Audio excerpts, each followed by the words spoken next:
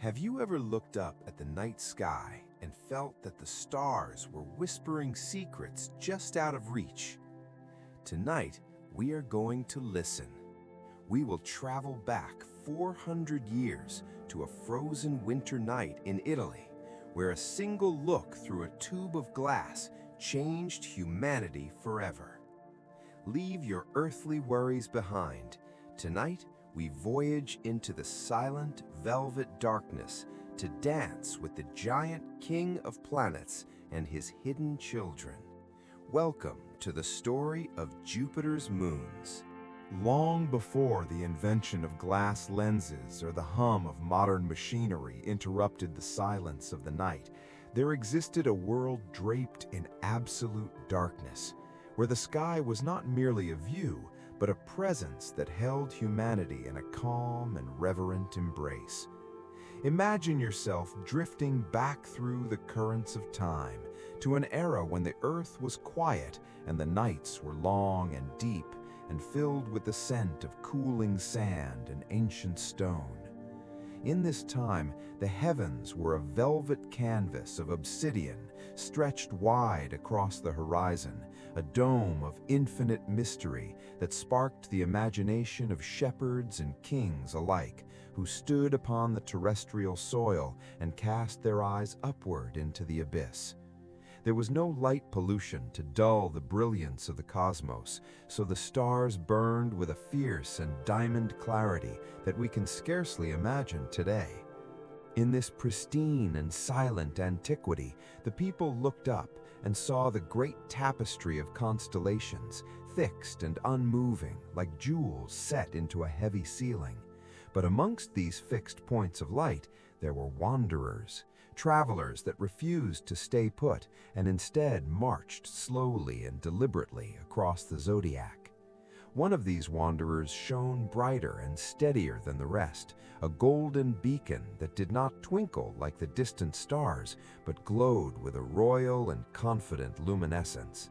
This was the planet we now call Jupiter, though they knew it by many names, and saw it not as a world of gas and storms, but as a divine entity, a celestial king making his nightly rounds to survey his domain. To the ancient stargazers in the cradle of civilization, in Babylon, the priests would stand atop their high ziggurats, feeling the cool desert wind brush against their robes as they charted the path of this wandering star on tablets of wet clay.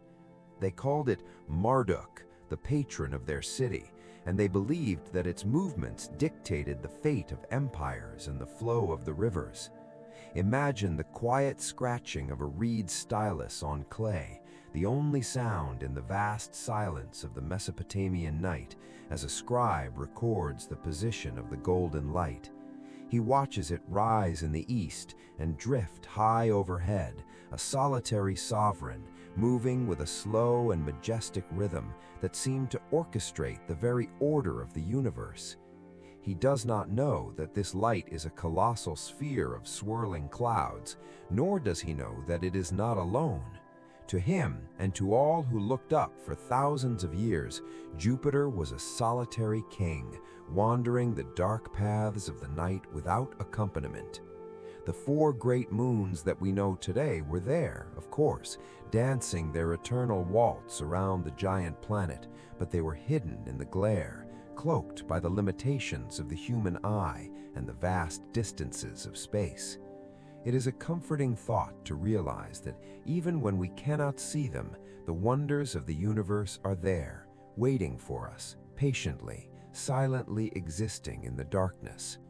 As the centuries drifted by like sand through an hourglass, the Greeks turned their philosophical minds to this bright wanderer and named it Zeus, the father of gods and men, while the Romans later bowed to it as Jupiter, the protector of the state.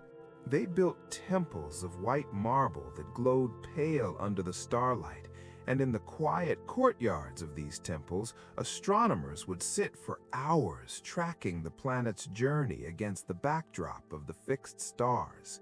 Imagine the peace of a Roman night, where the air smells of rosemary and the smoke of distant hearth fires, and the only light comes from oil lamps flickering softly in the breeze. The astronomer leans back and watches Jupiter climb above the silhouette of the cypress trees, a brilliant point of calm in a chaotic world. He believes that the planet is embedded in a crystalline sphere, a perfect and unchanging shell that rotates around the Earth in a divine harmony. This belief in the perfection of the spheres was a lullaby for the ancient mind, a way to make sense of the vastness, giving order to the unknown. The sky was safe, the sky was structured, everything had its place, and Jupiter was the master of the planetary procession. They could not see the retinue of moons that circled it like loyal guards, and so the planet appeared to them as the ultimate symbol of independence and strength, a singular power traversing the velvet void. Yet there is a beauty in what they did not know, a serenity in their simple observation of light and motion. Without the distraction of telescopes or data or photographs, they simply experienced the night sky as a direct connection to the divine, a blanket of peace that settled over the world when the sun went down. Imagine lying back on the grassy hills of ancient Tuscany or the warm sands of Egypt and feeling the rotation of the earth beneath you as you watch that golden star drift slowly from east to west, marking the passage of time without the ticking of a clock.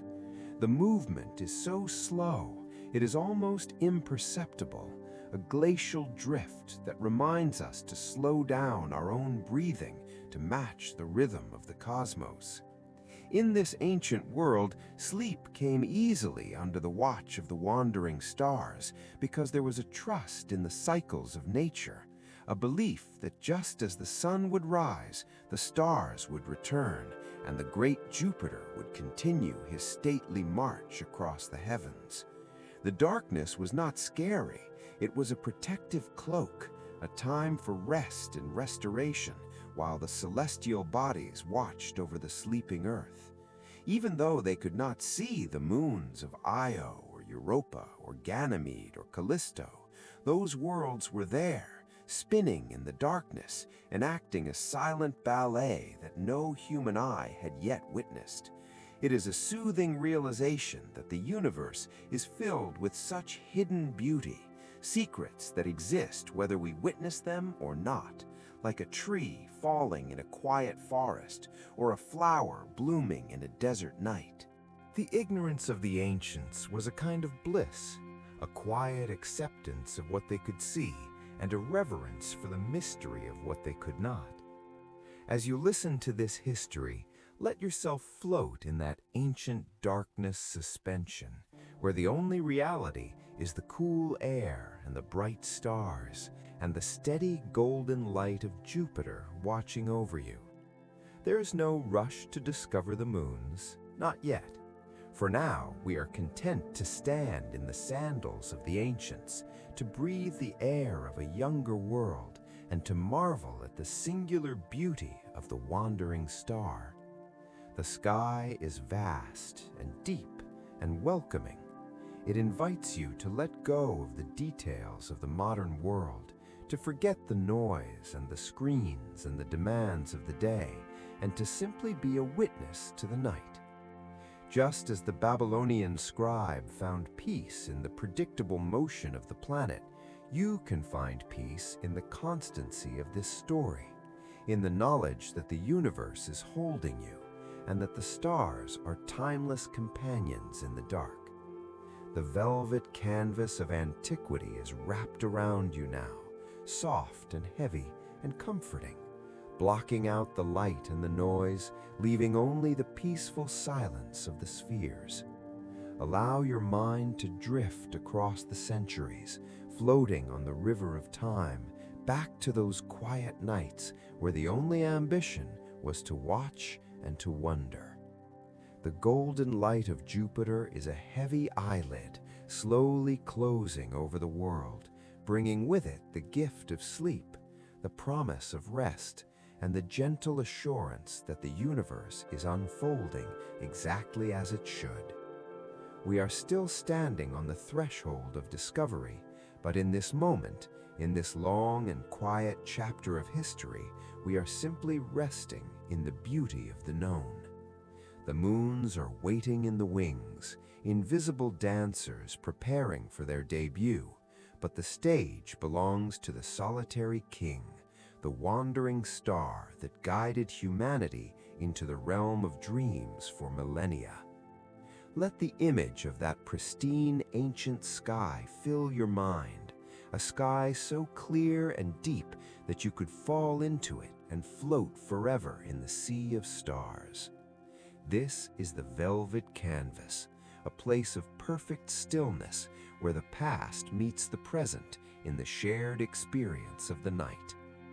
Sleep now under the ancient watch. The velvet curtain of antiquity begins to part slowly as we move forward in time, drifting gently from the ancient deserts to the mist-covered streets of northern Italy in the early 17th century, where the world is on the verge of waking from a long slumber. We find ourselves in the quiet city of Padua, a place of learning and stone arcades, where the fog rolls in from the Venetian lagoon and settles softly over the terracotta rooftops, dampening the sounds of the bustling day into a hushed evening silence. It is here, in this atmospheric city, that a man named Galileo Galilei is about to change the way we dream about the stars, not with a grand proclamation, but with the quiet and steady work of his hands. Imagine entering his workshop late at night, a sanctuary of wood and glass and metal, where the air is thick with the comforting scents of sawdust and linseed oil and the faint metallic tang of brass.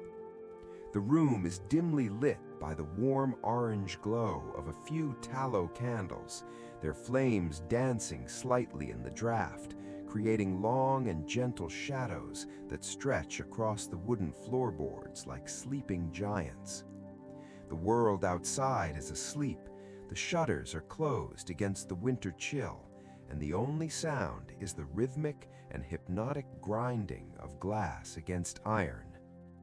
Galileo is a man of middle age now, with a beard turning silver and eyes that have seen much but are still hungry for the truth.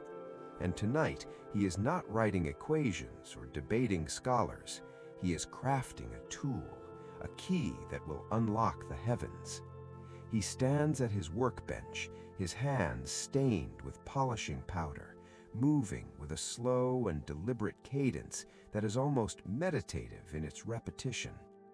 He is grinding a lens, a piece of simple glass that must be shaped with absolute perfection to capture the faint light of distant worlds. Listen closely to the sound of the workshop, a soothing, rasping sound. Shh, shh, shh, as the glass is rubbed against the mold, a sound that marks the passage of seconds and minutes and hours. It is a labor of patience, a labor of love that requires the mind to be completely still and focused on the tactile sensation of the material. Galileo feels the curve of the glass under his fingertips, checking for smoothness, for the slightest imperfection that might distort the view.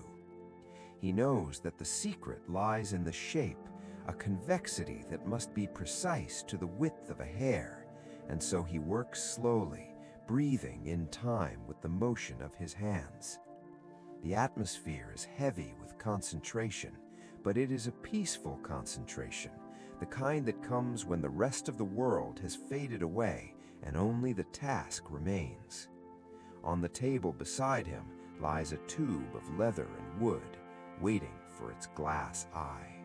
It does not look like much, just a modest cylinder wrapped in dark material that feels cool and textured to the touch.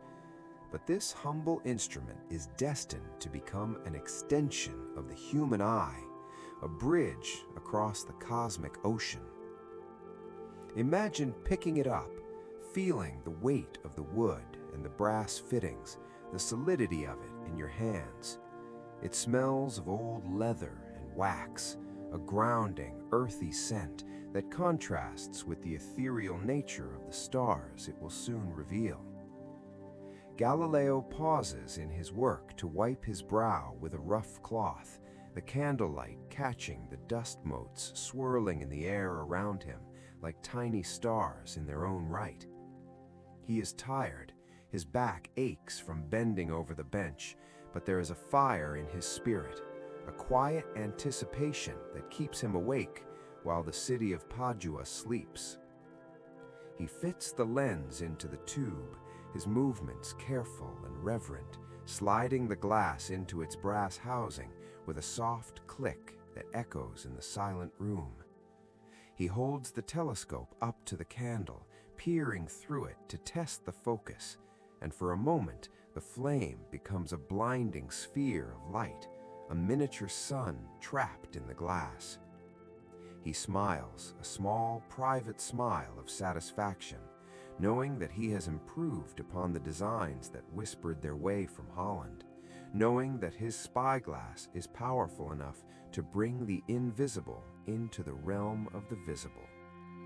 He runs his hand along the smooth barrel of the telescope, feeling the grain of the wood, the coolness of the metal eyepiece, and the warmth that lingers from his own grip. This instrument is not just a tool, it is a vessel for human curiosity, a tangible manifestation of our desire to see beyond our limits. The workshop is a cocoon of safety and discovery, a place where the boundaries of the known world are being pushed back inch by inch in the quiet hours of the night. Outside, the wind picks up slightly, rattling the window pane, a gentle reminder of the cold winter air that waits beyond the walls. But inside, it is warm and still. Galileo sits on a wooden stool, resting his eyes for a moment, listening to the silence of the house, the settling of the timber beams, the distant hoot of an owl hunting in the dark. He thinks of the moon hanging high above the cathedral domes and of the wandering stars that have puzzled the ancients for so long. He wonders what this glass eye will show him, what secrets are hiding in the dark, waiting for someone to simply look. It is a comforting thought that the answers we seek are often right in front of us, waiting for the moment when we have the right tools and the right patience to see them. The telescope sits on the table now, a silent sentinel, ready for its first true voyage. It is a masterpiece of craftsmanship, born from the marriage of art and science, shaped by human hands in the quiet solitude of a winter night. As you visualize this scene, let the rhythmic sound of the grinding glass lull you deeper into relaxation. Shh, shh, shh. The sound of progress, the sound of patience. Feel the texture of the wooden tube in your mind, smooth and polished. Smell the beeswax and the old paper. You are there, in the corner of the workshop, a silent observer to history, wrapped in the warm glow of the candlelight, feeling safe and secluded from the demands of the world. There is no rush to look up at the sky just yet, for now we are savoring the preparation, the slow and deliberate process of creation. The anticipation is a gentle hum in the air, a vibration of potential that promises wonder but asks for nothing in return but your presence. Galileo blows out one of the candles, and the room grows dimmer, the shadows lengthening and softening, embracing the space in a hug of darkness. He is ready. The instrument is ready. The glass eye of Padua is clear and sharp, capable of piercing the veil of the night. But for this moment, let us linger in the quiet of the workshop, in the peace of a job well done. in the stillness before the revelation. The dust settles, the tools are laid down, the night deepens, and in this deep and restful silence we find a profound sense of calm, knowing that the tools for understanding are within our grasp, crafted with care and patience. The telescope is a promise of wonders to come, a bridge built in the quiet to carry us to the stars. Let the image of the resting telescope fade gently into your mind's eye, a symbol of quiet potential as you drift deeper into the comfort of the night, knowing that the stars will wait for you just as they waited for Galileo. The glass eye sees nothing yet but potential, and in that potential there is a vast and restful peace. Sleep now in the workshop of dreams. The workshop is left behind now as we step out into the crisp and biting air of a specific night, frozen in time, forever etched into the history of human thought.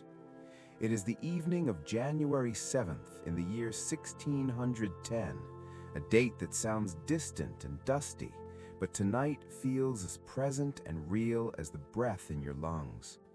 The winter in Padua is deep and unforgiving, with a chill that seeps into the stone of the buildings and turns the breath into clouds of white mist that vanish into the dark. Galileo steps onto his terrace, wrapping his heavy woolen cloak tighter around his shoulders against the cold. But his mind is not on the temperature, it is fixed on the sky.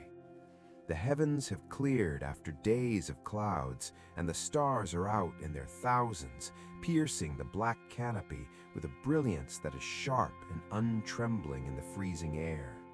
It is a perfect night for observation, a night where the atmosphere is steady and the universe feels close enough to touch. He sets up his telescope on a simple wooden mount, adjusting the legs until it stands firm on the cold stone tiles of the balcony. The metal of the tube is ice cold to the touch, stinging his fingers slightly, but he barely notices as he leans in to align the instrument. He is hunting. He is not hunting for food or for land, but for light. He points the leather-clad tube toward the southern horizon, where the great wandering star Jupiter hangs like a lantern in the void, dominating the constellations around it with its steady golden glow. To the naked eye, it is just a bright point, a singular king of the night sky, as it has been for millennia. But Galileo is about to see what no human has ever seen before. He brings his eye to the small brass eyepiece, squinting against the cold wind, and adjusts the focus with a slow and delicate twist of his fingers. The image blurs and then suddenly snaps into clarity. There it is. The planet is no longer a star, but a small round disk, a tiny pearl of light floating in the vast ocean of darkness. It is beautiful and bright, brighter than anything else in the field of view, a sphere of perfect luminescence. But as Galileo looks closer, holding his breath to keep the telescope steady, he notices something else, something that makes his heart skip a beat in the silent rhythm of the night.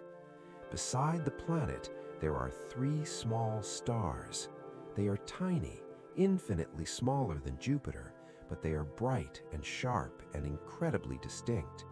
What catches his attention is not just their presence, but their arrangement. They are perfectly aligned. They form a straight line cutting through the center of Jupiter, as if someone had drawn a ruler across the sky and placed these 3 diamonds upon it with precise intention. 2 of them are on the east side of the planet, and 1 is on the west.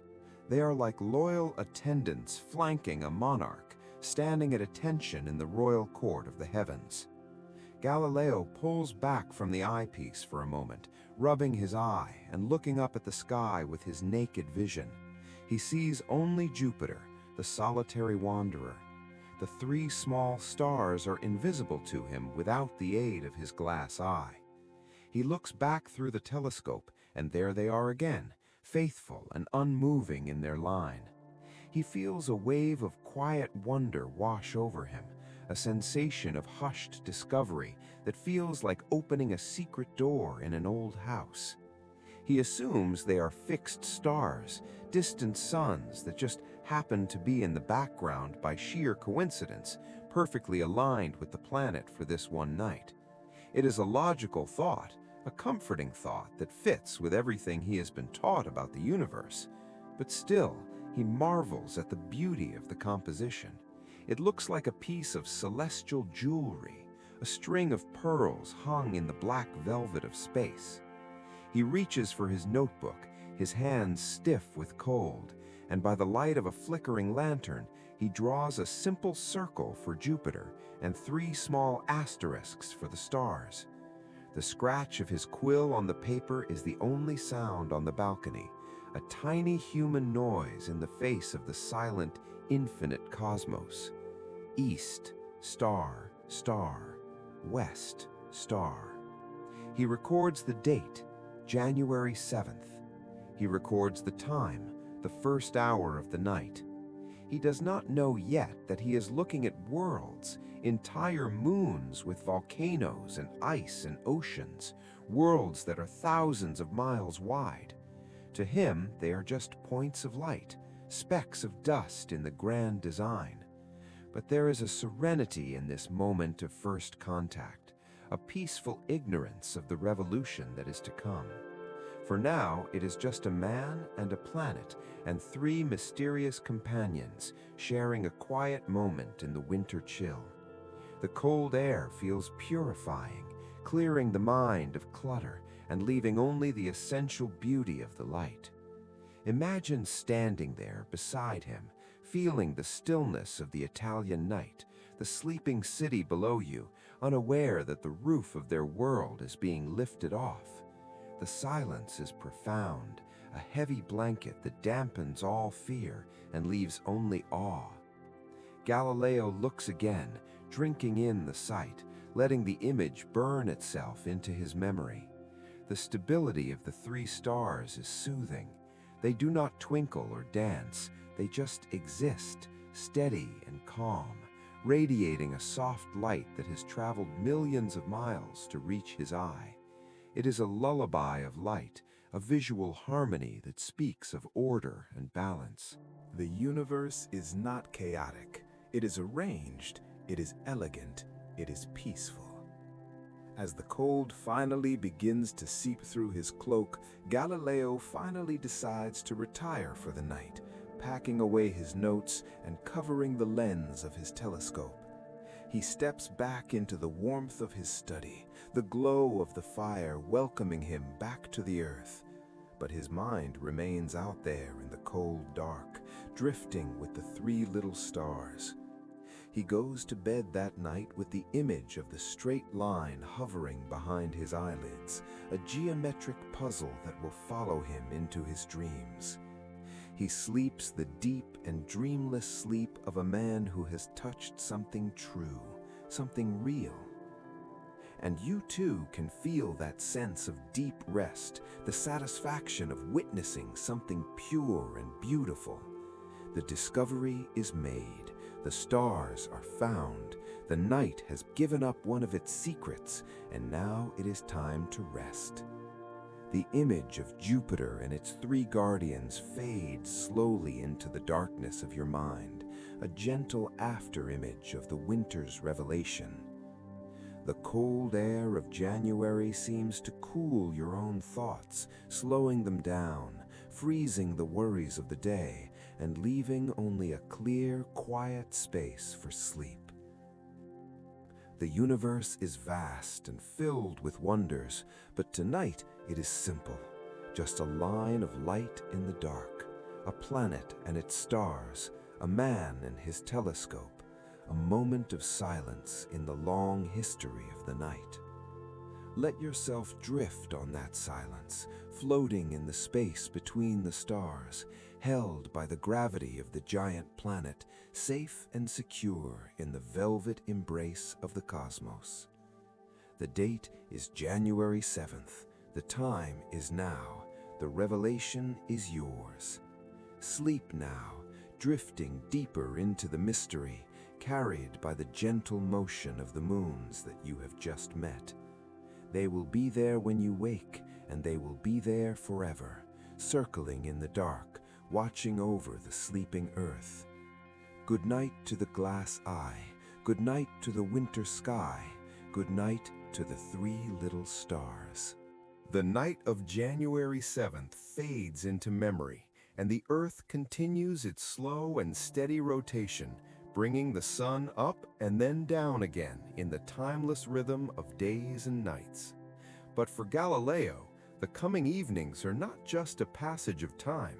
They are an unfolding mystery, a slow-motion revelation that requires the utmost patience and stillness. He returns to his terrace the following night on January 8th, filled with a quiet curiosity to see if his three little stars have remained in their fixed positions behind the great planet Jupiter. The air is still cold, the winter chill lingering in the stone balustrade, but the sky is clear, a vast dome of obsidian scattered with diamond dust. He aligns his telescope once more, the movements of his hands now familiar and practiced, a comforting ritual of brass and glass. He finds Jupiter easily, its golden glow unmistakable. But as he peers through the eyepiece, a frown creases his forehead, followed by a look of pure wonder. The arrangement has changed. The three stars are no longer in a line, with two on the east and one on the west.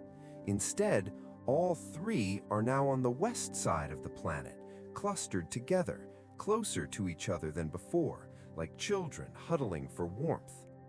It is a subtle shift, a change that would go unnoticed by anyone not paying close attention, but to Galileo, it is a whisper from the cosmos that something profound is happening.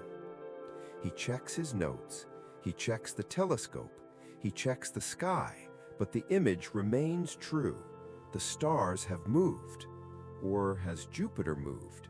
The puzzle deepens. He watches them again the next night and the next, each evening bringing a new configuration, a new pose in a silent celestial ballet that is being performed solely for him. On January 10th, only two stars appear, one on either side.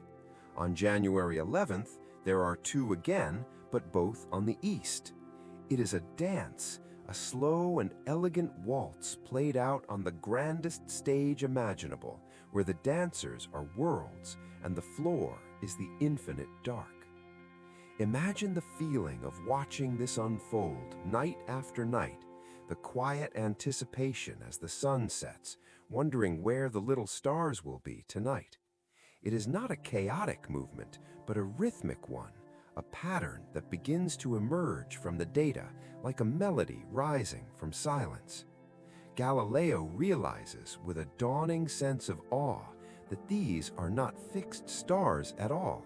They are not distant suns pinned to the backdrop of the universe. They are wanderers, just like Jupiter. They are circling the planet. They are moons. This realization does not come with a crash of thunder, but with a profound sense of peace, a settling of the mind as the pieces of the puzzle click softly into place. It is a soothing thought to imagine these massive spheres of rock and ice caught in the invisible net of Jupiter's gravity, swinging around their parent world in perfect ellipses. It is a clockwork mechanism of divine precision orbital mechanics that function with the smoothness of oil on water. Imagine the sheer scale of this dance, played out over hundreds of thousands of miles of empty space, yet moving with such grace that from Earth it looks like a simple shifting of beads on a string. Galileo names them the Medician stars in honor of his patrons, the Medici family. But to history, they will become the Galilean moons, a quartet of loyal companions bound to their king forever. As you visualize this cosmic dance, let your mind slow down to match the rhythm of their orbits. There is no rushing here. Io races around in just under 2 days, a frantic, energetic dancer, while Europa follows in 3.5 days, a bit slower, a bit more graceful. Ganymede takes a week to complete his circle, a stately and majestic pace, and Callisto, the farthest out, drifts lazily through the dark, taking more than 2 weeks to make a single round. It is a harmony of motion, a resonance where every time Ganymede orbits once, Europa orbits twice, and Io orbits 4 times. This is the music of the spheres, a silent symphony of gravity that holds the system together in a perfect, stable embrace.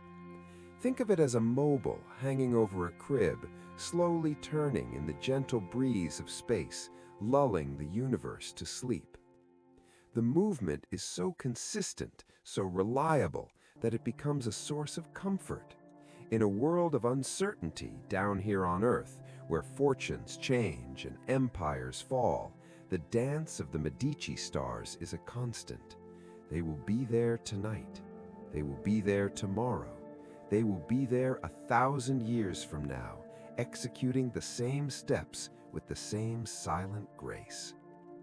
Galileo, sitting in the cold dark of his balcony, feels a warmth spread through him, the warmth of understanding. He is no longer just looking at lights, he is watching a system, a miniature solar system that proves that not everything revolves around the Earth. It is a humble realization, a letting go of self-importance that brings a deep sense of relief. We are not the center, and that is okay. We are part of a greater dance, a larger harmony.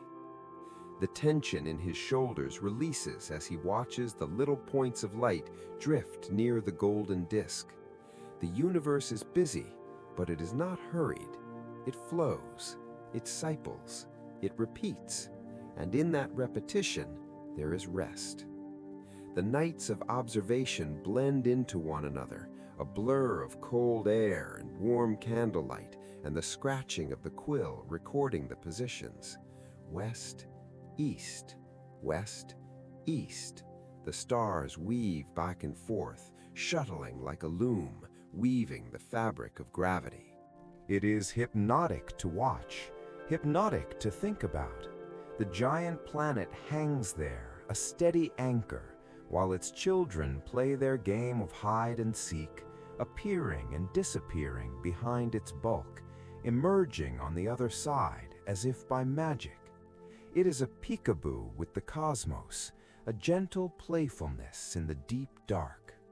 As you listen to this history, let yourself be caught up in the gravity of the story. Let yourself be pulled into orbit. You are drifting alongside them, weightless and free, watching the great golden globe of Jupiter turn slowly beneath you, while the stars spin their webs of light around it. The dance is slow, so slow you can barely see it happen, but you feel it. You feel the balance. You feel the connection, the invisible threads of gravity that bind the moons to the planet also bind you to your bed, holding you safe and secure, preventing you from drifting away. The universe is holding you just as it holds the moons. There is nothing you need to do to keep the dance going. It happens without your effort, without your worry. It has been happening for billions of years, and it will continue long after you are asleep. So let go of the need to control. Let go of the need to understand every detail, and simply watch the show. The Medici stars are shining for you tonight, performing their ancient waltz in the silence of space. One by one, they take their bows and fade into the shadow of the giant, only to reappear on the other side, reborn and bright. It is a cycle of eternal return, a promise that the light will always come back. The telescope is put away, the notebook is closed, but the dance goes on. In the quiet theater of your mind, the curtains are drawn back and the stage is set.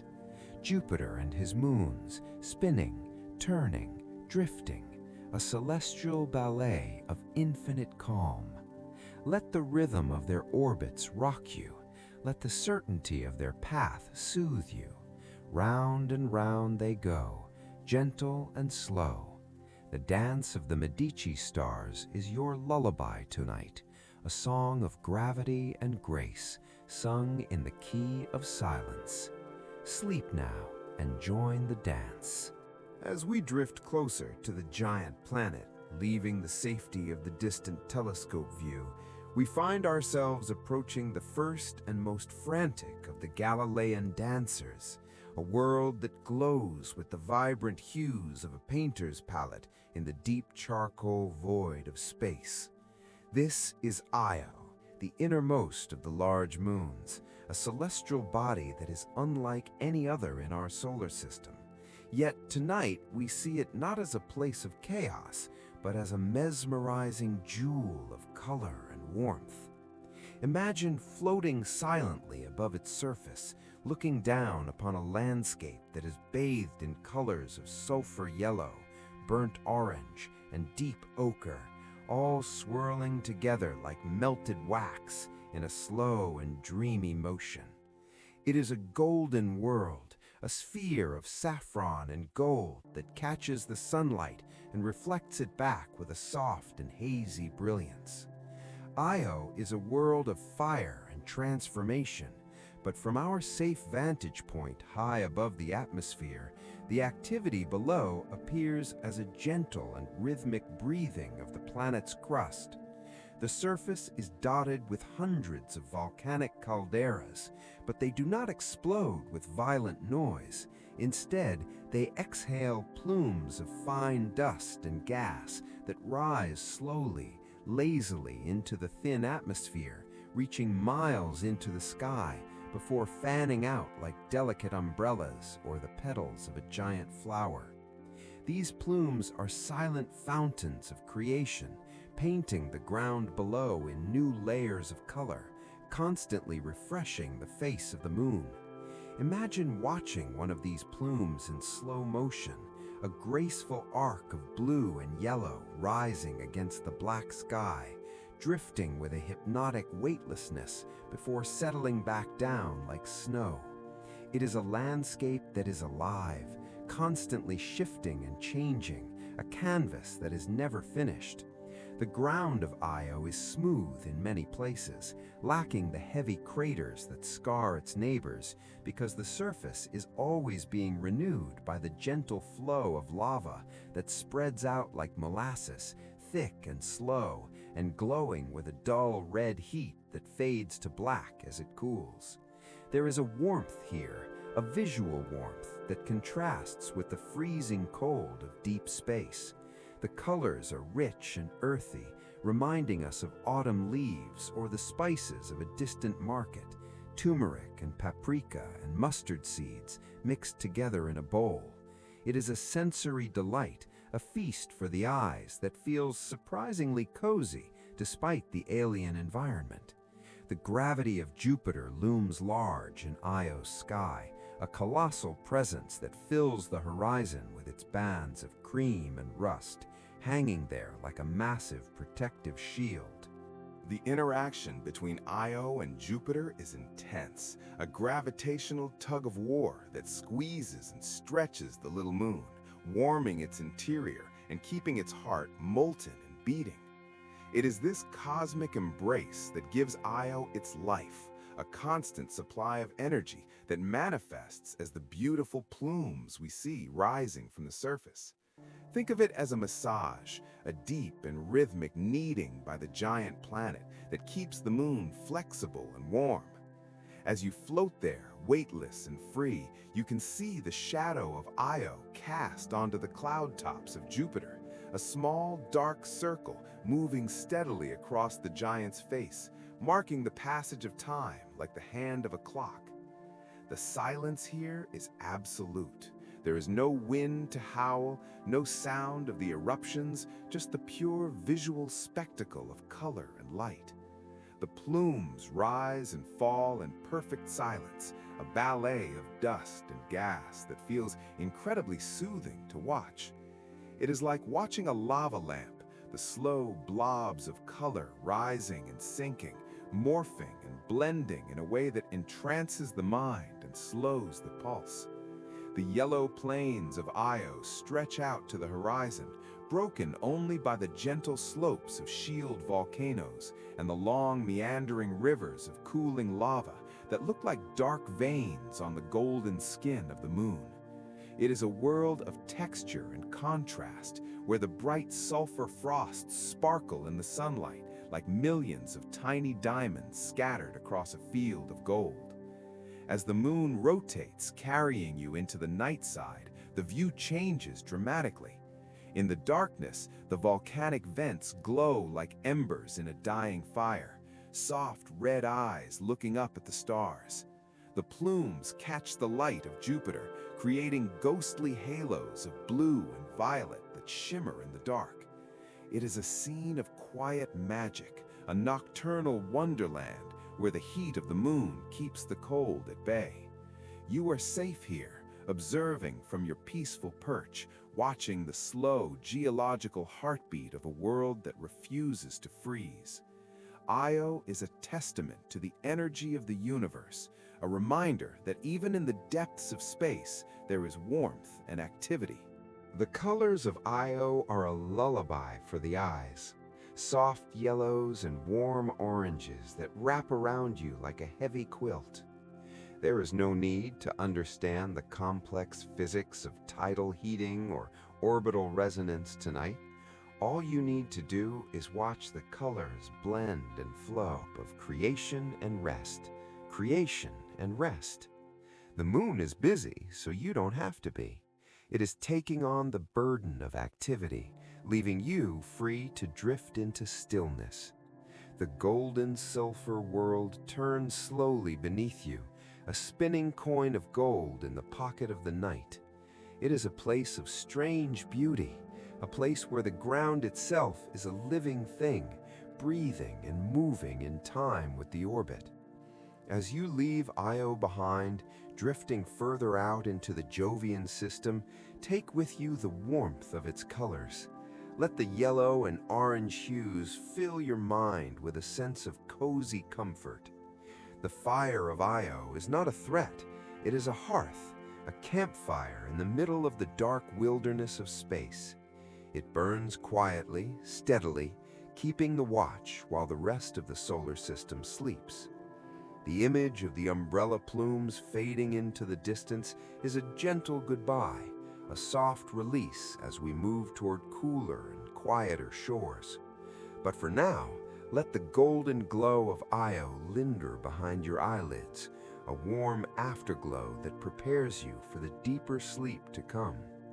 The sulfur fields are silent now, waiting for the next sunrise, waiting for the next turn of the great wheel. You have seen the fire and found it peaceful.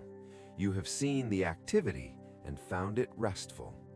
The golden world spins on, a silent sentinel of warmth in the cold, majestic night. Sleep now, bathed in the memory of that soft, golden light. Leaving the golden warmth of Io behind, we drift outward into a realm of profound coolness and serenity, arriving at a world that shines like a polished pearl against the black velvet of space. This is Europa, a moon of ice and silence, a celestial sphere that reflects the sunlight with a brilliance unmatched by any other moon in the solar system. As we approach, the heat of the previous world fades, replaced by a refreshing chill that settles over the mind like a cool breeze on a hot summer night. The surface of Europa is a masterpiece of minimalism, a vast expanse of white and pale blue ice that stretches from pole to pole, smooth and bright. It looks like a frozen ocean caught in a moment of stillness, a global skating rink polished to perfection by the eons. There are almost no craters here to mar the pristine beauty of the ice, only a network of long reddish-brown cracks that crisscross the surface like the delicate veins of a leaf or the fine lines on an antique map.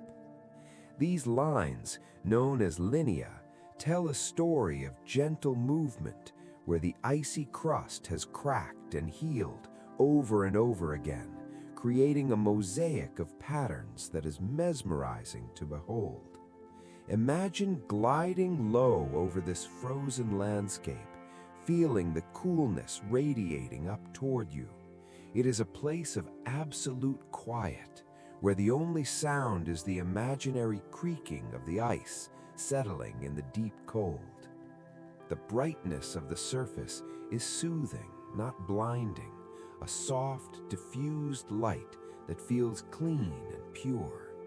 It is the color of winter mornings, of fresh snow, of glaciers sleeping in the mountains. But the true magic of Europa lies not on its surface, but beneath it. Hidden under miles of hard rock ice lies a secret world, a global ocean of liquid water that wraps around the entire moon. Imagine descending through the cracks, slipping through the icy shell, and entering this hidden realm. It is a world of eternal night, where the sun never shines, but it is not a scary darkness. It is a womb-like darkness, deep and enveloping and incredibly peaceful. Here, in the crushing depths, the water is salty and warm, heated by the same tidal forces that shape Io, but tempered by the blanket of ice above. It is an ocean that has been sealed away for billions of years, a time capsule of pristine water that has never known the touch of the wind or the sight of a star. Imagine floating in this dark abyss, weightless and suspended in the endless liquid. The silence here is profound, deeper than any silence on earth. It is a silence that presses against you gently, muffling the noise of your own thoughts. You are drifting in a boundless sea, a place where there is no up or down, no north or south, only the comforting embrace of the water. Far below on the rocky floor of this alien ocean, hydrothermal vents might be whispering, gently releasing plumes of warm, mineral-rich water into the cold, creating oases of heat in the deep. These vents are like tiny hearths in the dark, warming the water around them, creating gentle currents that circulate slowly around the moon. Imagine the water moving past you, a slow and rhythmic flow that mimics the beating of a heart or the drawing of a deep breath. The ocean of Europa is a place of mystery, but it is a gentle mystery. It does not demand to be solved, it only asks to be felt. The thought of this hidden sea is cooling to the mind, washing away stress and tension like waves on a shore. It is a mental sanctuary, a place to retreat to when the world becomes too loud. You are safe under the ice, protected by a shield of frozen water that is miles thick. Nothing can reach you here. No noise, no light, no worry. Just the water and the dark and the peace. The ice sheet above acts as a ceiling, a barrier that separates the chaos of space from the calm of the ocean. From below, the ice might look like a pale, glowing sky, illuminated by the faint phosphorescence of the water or the distant reflection of Jupiter's radiation.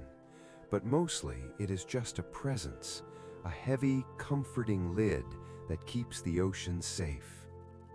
As you float in this imaginary sea, let the sensation of coolness seep into your bones.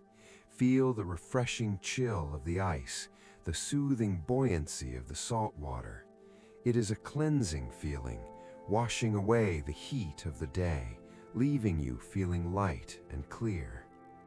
The ocean of Europa is vast, containing more water than all of Earth's oceans combined, yet it is hidden, tucked away like a secret treasure. There is something deeply satisfying about knowing it is there, silently sloshing beneath the ice, waiting patiently in the dark. It is a reminder that there are deep reserves of peace within us all, hidden beneath the surface, waiting to be accessed. Just as Europa holds its ocean, you hold a deep, quiet space within yourself, a place where you can go to float and rest. The journey through Europa's ocean is a journey into that inner space, a dive into the subconscious, where everything is slow and fluid. The water supports you entirely, holding you up so you don't have to make any effort. You can just be. You can just drift. The currents carry you gently, moving you through the dark without a destination. There is nowhere to go, nothing to achieve, just the sensation of floating. Above you, the ice cracks and shifts with a low, groaning sound, a reminder of the massive forces at play. But down here in the deep, it is still. The contrast between the frozen surface and the liquid interior is a beautiful duality, a balance of hard and soft, cold and warm. It is the perfect temperature for sleep, a cool pillow and a warm blanket combined into a planetary scale. As we prepare to leave this underwater world and return to the surface, take a moment to savor the stillness. Feel the water slipping past your skin, the weightlessness of your body, the quiet of the deep. Slowly, you rise back up through the ice, breaking the surface into the vacuum of space once again. The bright white sphere of Europa recedes below you, a shining marble of ice protecting its secret ocean. It looks calm and impenetrable, a silent guardian of the water within. The coolness remains with you, a refreshing afterglow that relaxes your muscles and calms your mind. You have swum in the alien sea and found it peaceful. You have touched the ice and found it soothing. Europa drifts away in its orbit, a silent white world turning slowly in the dark, carrying its ocean through the eternal night. It is a place of rest, a place of hidden depths, a place where the water sings a silent song of sleep. Let the image of that smooth white ice smooth out the wrinkles in your thoughts, leaving your mind as clear and calm as the surface of the moon. Sleep now, cooled by the memory of the ocean beneath the ice. Leaving the icy tranquility of Europa, we drift further outward into the deepening dark, where a colossal shadow waits to greet us, a silent giant that commands the space around it with a regal and heavy presence. This is Ganymede, the king of moons, the largest satellite in the entire solar system, a world so massive that it rivals the planets themselves. As it looms into view, it fills the horizon, blocking out the stars, a sprawling landscape of gray and white that feels ancient and permanent. Ganymede is larger than the planet Mercury, a fact that is hard to comprehend until you see it hanging there in the void, a solid sphere of rock and ice that asserts its existence with quiet dignity. It is a world of duality, a patchwork of dark ancient regions heavily scarred by craters, and lighter, younger terrain where grooves and ridges slice across the surface. Imagine approaching this behemoth, feeling the pull of its gravity, a gentle but firm tug that welcomes you into its orbit. There is a sense of stability here, a feeling of groundedness that comes from being near something so large and enduring. Ganymede does not rush. It takes 7 days to complete a single orbit around Jupiter, moving with a slow and stately cadence that is the definition of majesty. It is not frantic like Io or hidden like Europa. It is simply there, a monumental presence that has stood watch for billions of years. Imagine landing softly on one of its dark plains, surrounded by the walls of ancient craters that rise like mountain ranges in the distance. The ground beneath you is a mixture of ice and silicate rock, cold and hard and incredibly old. These dark regions are some of the oldest surfaces in the solar system, preserving the history of the cosmic bombardment that shaped the early days of the planets. Standing there, you can feel the weight of time, the slow accumulation of eons that have passed in silence. It is a humbling feeling, a reminder that our worries are fleeting in the face of such deep time. But there is comfort in this permanence. Ganymede is a rock that does not move, a foundation that does not shake. It is the anchor of the Galilean system, the heavyweight champion that holds the middle ground. As you look up from the surface, you see Jupiter not as a distant star, but as a colossal wall of clouds that dominates the sky, taking up a huge portion of your view. The great red spot might be visible, a swirling eye of crimson watching over the moon. But from here, even that giant storm looks peaceful, silent, and slow.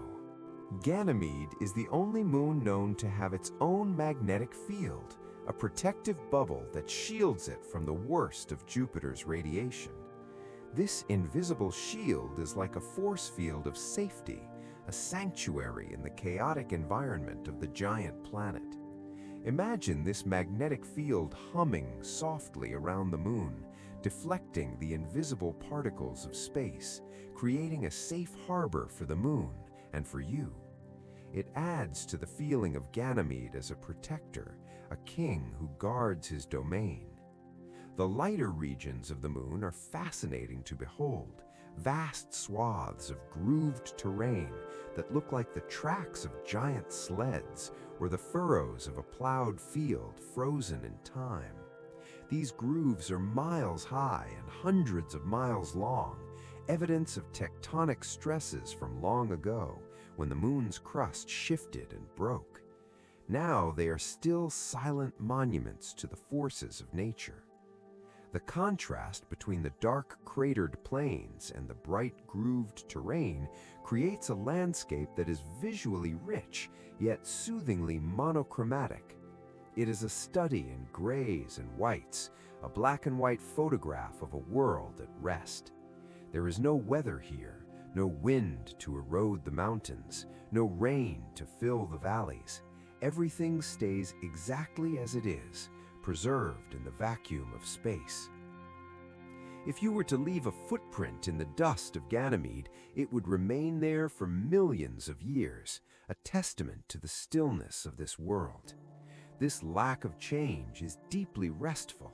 In a life filled with constant motion and transition, Ganymede offers a place where things stay put. It is the ultimate pause button, a world where the clock has stopped.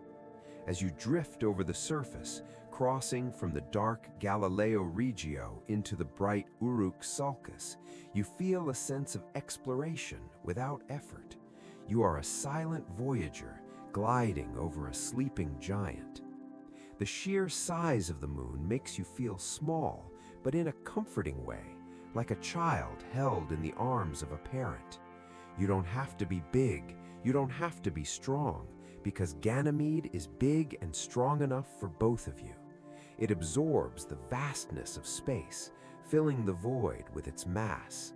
Even its shadow is enormous, a long cone of darkness stretching out behind it into space. Passing into this shadow, the sun is blocked, and for a moment you are in total darkness, save for the glow of Jupiter. It is an eclipse, a moment of enforced rest, where the universe turns down the lights. In this shadow, the temperature drops even further, and the silence deepens, if such a thing is possible. It is a cave of darkness, a cocoon of safety, where you can close your eyes and just float. Ganymede, the cupbearer of the gods in mythology, is here the bearer of peace, offering a cup of quiet to the weary traveler. The moon's gravity holds an ocean of its own, deep beneath the thick crust, deeper than Europa's, trapped between layers of high-pressure ice. It is a hidden heart, a secret reservoir of water that adds to the mystery of this giant world.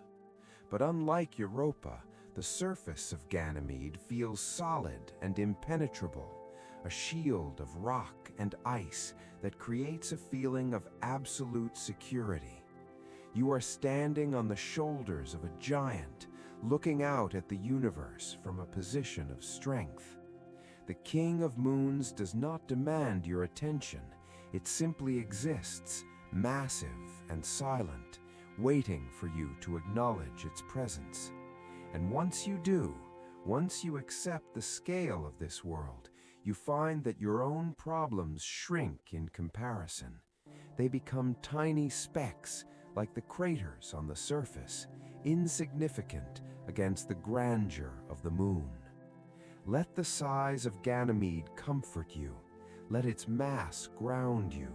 Let its slow orbit steady your own rhythms.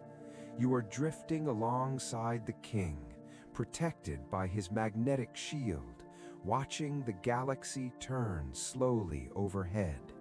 The view is magnificent. The feeling is serene. There is plenty of space here, plenty of room to breathe, plenty of time to rest. The giant moon turns slowly, carrying you with it into the night.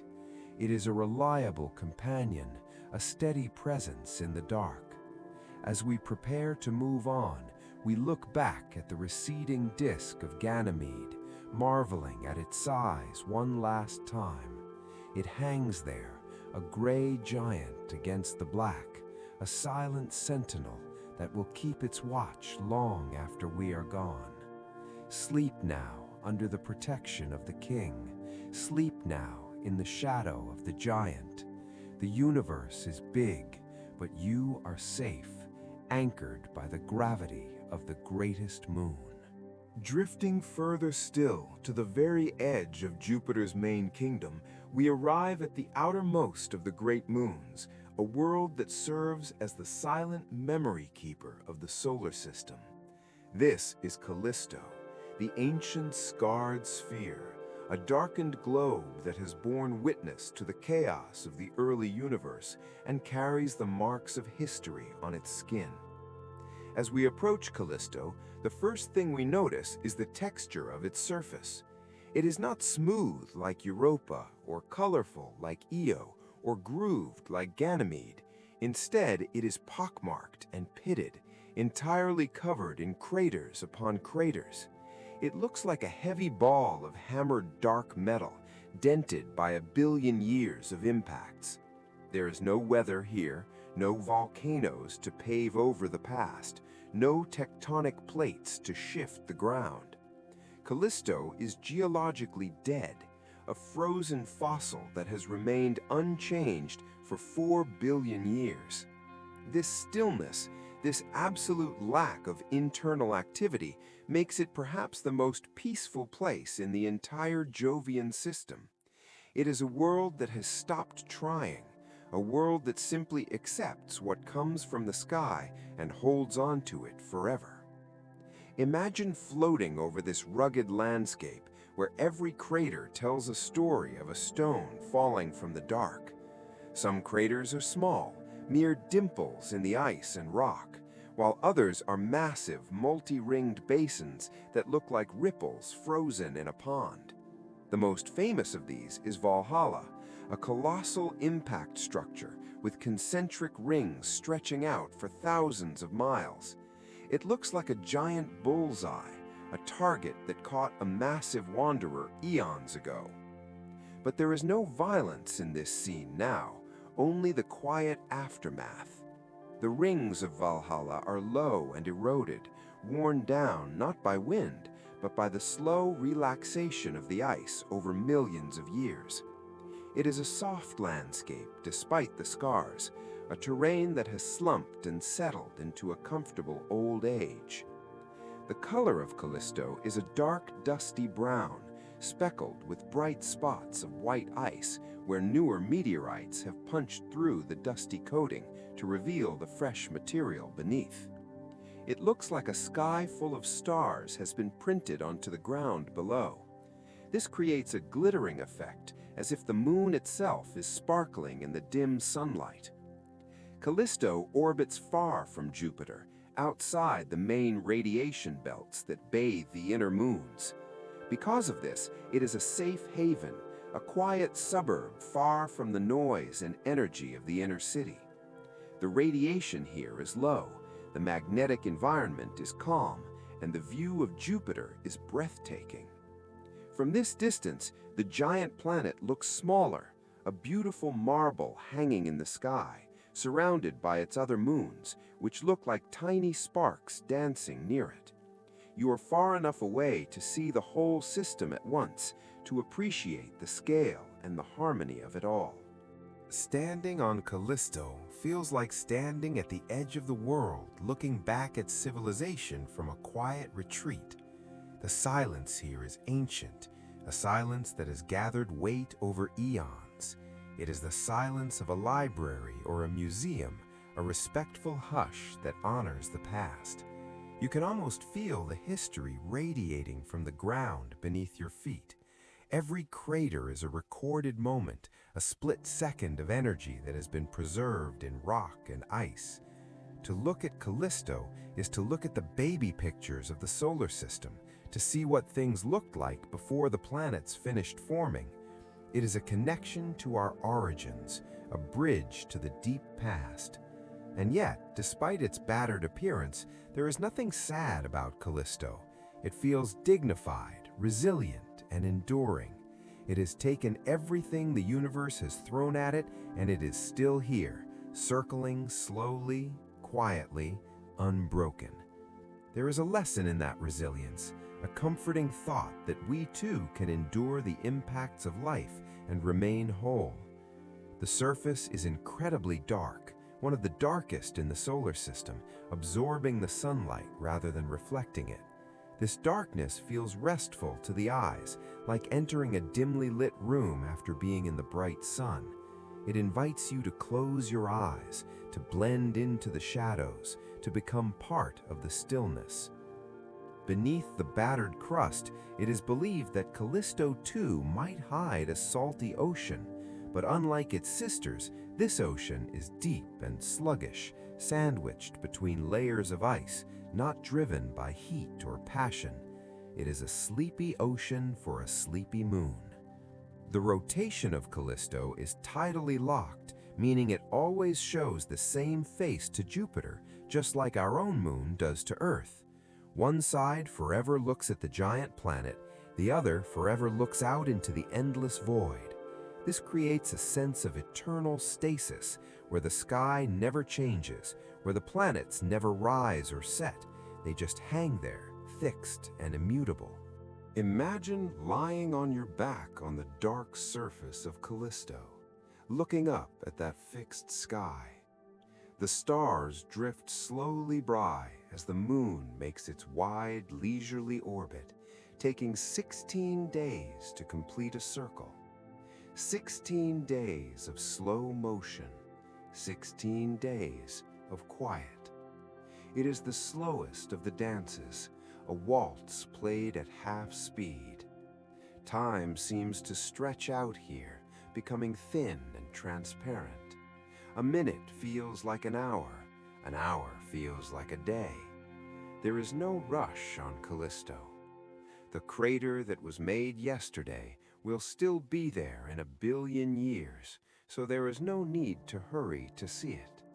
Everything waits, everything pauses. The ancient scarred sphere is a monument to patience. It teaches us that it is okay to just sit and be, to let the marks of our history be part of who we are, without needing to hide them or fix them. They are just there, part of the landscape, part of the story. As you drift away from Callisto, leaving the battered moon to its eternal vigil, you feel a sense of deep respect for this silent survivor. It recedes into the darkness, a dark pearl in the Black Sea, fading until it is just a speck of light once more. But you know its secret now. You know that up close it is a world of history, a world of peace, a world that has found a way to be still in a moving universe. The quiet of Callisto follows you, settling in your mind like dust settling in a crater, filling the empty spaces with a soft and heavy calm.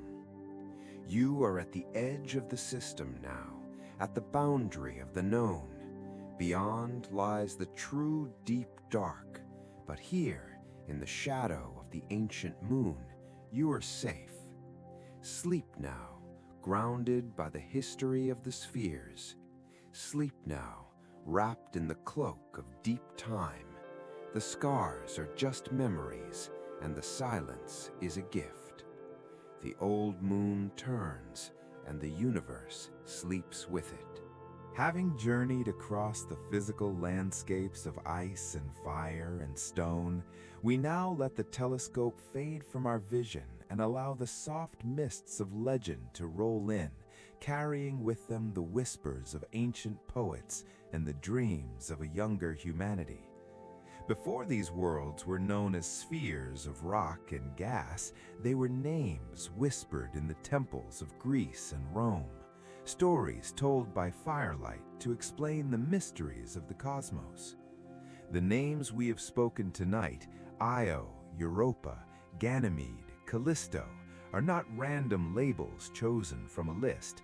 They are echoes of mythology, characters from a grand and ancient drama that centers around the king of the gods, Zeus, known to the Romans as Jupiter. Let us drift back to the olive groves of ancient Greece, where the air is warm and smells of wild thyme, and the gods walked among men. In these stories, Jupiter was not a planet, but a powerful and often whimsical deity, a king who sat upon the cloudy peak of Mount Olympus, ruling over the heavens and the earth. He was a figure of authority, yes, but also of passion, constantly seeking connection with those below. The moons that circle him today are named after his lovers and companions, forever bound to him in a celestial dance that mirrors the myths of old. Let us start with Io, the beautiful maiden who was a priestess of Hera, the queen of the gods. The story tells us that Zeus fell in love with Io, and to hide her from the jealous eyes of his wife, he transformed the maiden into a snow-white heifer, a cow of unmatched beauty. It is a strange and dreamlike image, a white cow wandering the meadows of Greece, watched over by the giant Argus who had 100 eyes.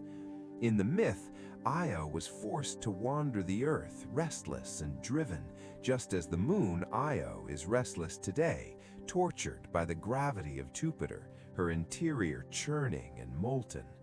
But tonight, we see her simply as the white heifer, resting in a field of clover, the sun warming her back, her journey finally over as she finds her place in the sky, close to the king who loved her. Next, we think of Europa, a princess of noble birth who was playing by the seashore, gathering flowers with her friends. Zeus saw her from the heavens and was captivated by her grace. To approach her without frightening her, he transformed himself into a magnificent white bull, gentle and tame, with horns like polished gems. Europa, charmed by the creature, placed flowers around his neck and climbed upon his broad back. In that moment, the bull rose and ran across the sea, carrying her away to the island of Crete. It is a story of romance and adventure, of being carried away across the waves to a new life. The moon Europa, with its hidden ocean beneath the ice, echoes this journey across the water. Imagine the gentle splashing of the waves as the white bull swims the princess safe upon his back, the blue sky stretching out forever. It is a calming image, a voyage to a secret island where peace awaits. Then there is Ganymede, the most beautiful of all mortals, a young prince of Troy who was tending his father's flocks on the mountainside. Zeus transformed into a great eagle, swooping down from the clouds to catch the boy up in his talons, not to harm him, but to bring him to Olympus. Ganymede was granted eternal youth and immortality, becoming the cupbearer to the gods, pouring nectar into their golden goblets. He stands forever at the side of the king, serving the divine drink that brings joy and life. The moon Ganymede, largest of all, fits this role perfectly, a giant servant attending the planet, a loyal companion who will never age, who will never die. Imagine the young prince pouring wine in the halls of the gods, the laughter and the music drifting through the clouds, a scene of eternal feast and happiness. Finally, we come to Callisto, a nymph of the forests, a huntress who followed the goddess Artemis. She roamed the wild woods, free and fierce, until she too caught the eye of Zeus.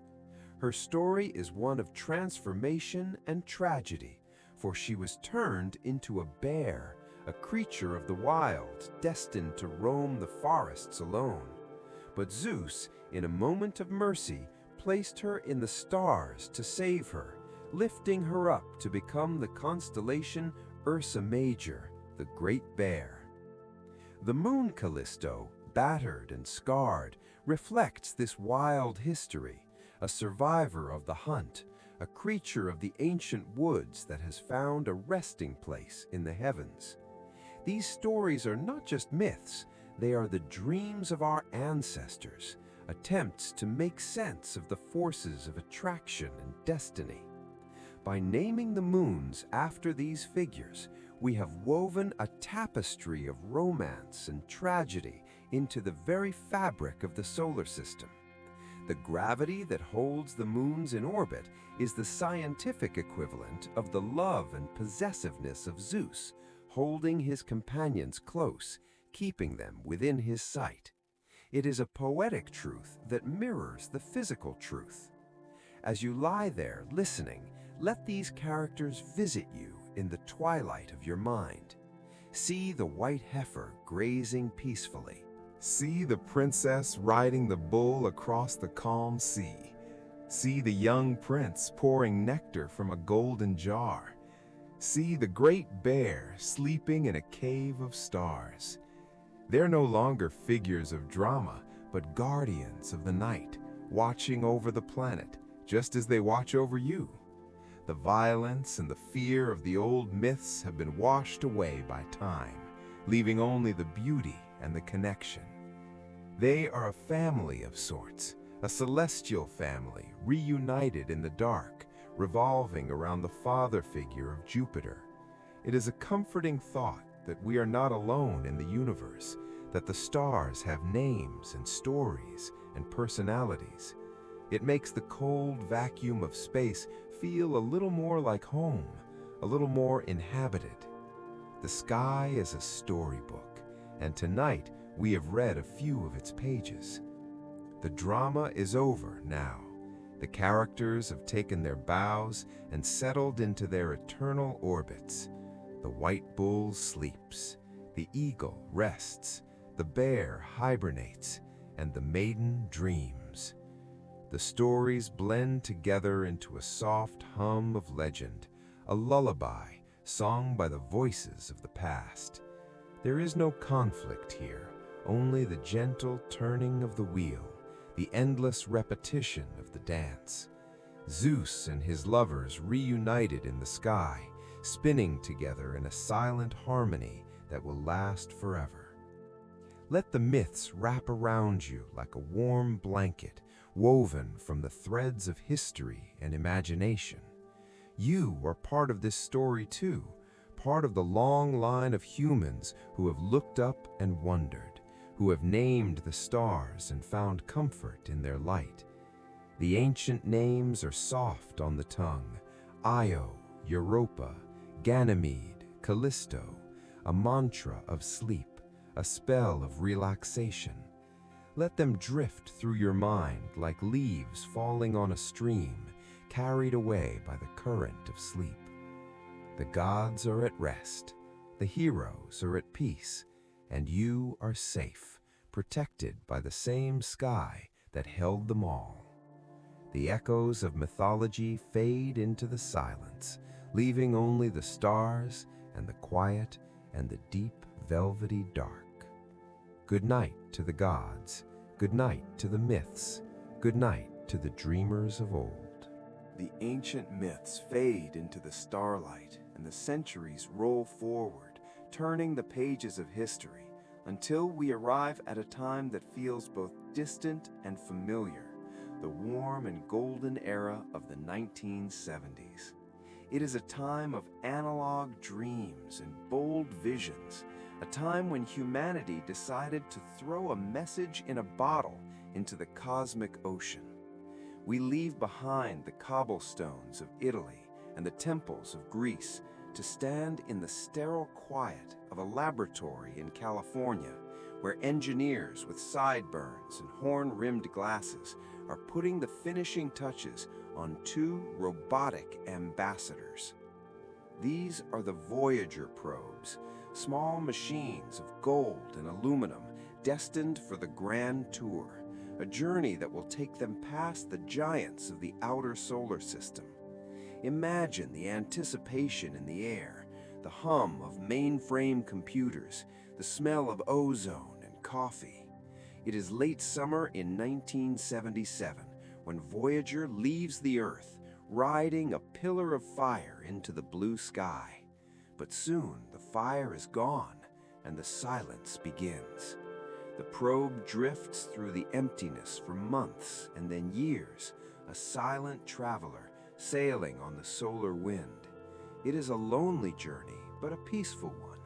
The Earth shrinks to a pale blue dot and then is lost in the glare of the sun. The probe sleeps in the cold, conserving its energy, waiting for its moment. And then, in the spring of 1979, it wakes up. Jupiter is no longer a point of light, it is a world. It fills the camera lens, growing larger and larger with every passing hour. Imagine sitting in the control room at NASA, watching the monitors as the first images come in line by line, pixel by pixel. It is a slow revelation, a digital striptease of the cosmos.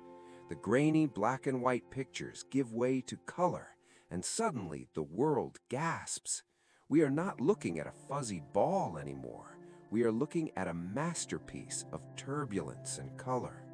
The great red spot is revealed as a hurricane the size of two Earths, swirling with violent grace. The bands of clouds are intricate ribbons of cream and ochre and rust, twisting and curling in patterns that look like oil painting on water. But the true shock comes when Voyager turns its mechanical eyes to the moons. For centuries, they were just points of light, even to the best telescopes on Earth. Now, for the first time, we see them as places. We see the volcanoes of Io erupting plumes of sulfur into space, a sight that no one expected, a discovery that rewrote the textbooks overnight. We see the cracked ice of Europa, looking like a broken eggshell, hinting at the ocean beneath. We see the dark craters of Ganymede and the battered face of Callisto. It is a moment of profound connection, a realization that our solar neighborhood is diverse and beautiful and strange. The images from Voyager have a specific quality to them, a softness, a graininess that feels nostalgic today, like looking at old family Polaroids. They are imperfect, but they are real. They carry the feeling of that era, the wonder of the first encounter. Imagine the probe sweeping past the giant planet, moving at tens of thousands of miles per hour, silently snapping photos, recording the magnetic fields, listening to the radio waves. It is a brief encounter, a flyby that lasts only a few days, but in those few days, we learned more than we had in the previous 400 years. The data streams back to Earth across millions of miles of empty space, arriving as a whisper of radio static that is decoded into breathtaking vistas. There is a romance to this mission, a sense of noble purpose. Voyager is not just a machine, it is an extension of us. It carries a golden record, a phonograph disc plated in gold, containing the sounds and images of Earth. Greetings in 55 languages, the songs of whales, the music of Bach and Chuck Berry. It is a time capsule intended for anyone who might find it 1 billion years from now. As Voyager swings past Jupiter, using the planet's gravity to slingshot itself towards Saturn, it looks back one last time. It sees the crescent shape of the giant planet, backlit by the sun, a delicate arc of light in the darkness. It sees the moons as tiny crescents too, a family portrait in silhouette. This is the view of the traveler, the view of the one who leaves. It is a bittersweet moment, a goodbye to the king of planets. The probe drifts on, its antenna pointed faithfully back toward home, its nuclear heart keeping it warm in the deepening cold. The grand tour continues, but the encounter with Jupiter remains the crown jewel of the mission, the moment when the outer solar system was truly open to us. There is something deeply soothing about thinking of Voyager out there, right now, billions of miles away, still moving, still drifting. It has passed the edge of the solar system, entering the interstellar space, the space between the stars. It is the furthest human-made object from Earth, a silent ambassador in the endless night. It represents the best of us, our curiosity, our hope, our desire to reach out. As you listen to this, think of that tiny golden ship sailing the cosmic sea. It is quiet out there, peaceful. There is no wind, no sound, no resistance. Just the endless drift. Voyager carries the memory of Jupiter, the memory of the red storm and the ice moons, carrying them out into the galaxy. It is a story that will never end, a journey that will outlast the pyramids, outlast the mountains, perhaps outlast humanity itself. The nostalgia of the Voyager era is a warm blanket, a reminder of a time when we looked up with unity and wonder. The images it sent back are etched into our collective consciousness, the wallpaper of our dreams. We saw the worlds and they were beautiful. We saw the storms and they were majestic. We saw the ice and it was pure. The grand tour was a triumph of the human spirit, a peaceful conquest of knowledge. Let your mind float alongside the probe, weightless and free. You are a voyager too, traveling through the night, exploring the landscapes of your own dreams. The stars are your guide, the silence is your companion.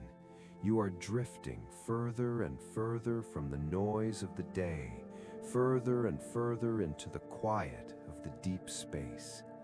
The signal is faint now, but it is still there, a steady rhythm, a heartbeat in the dark.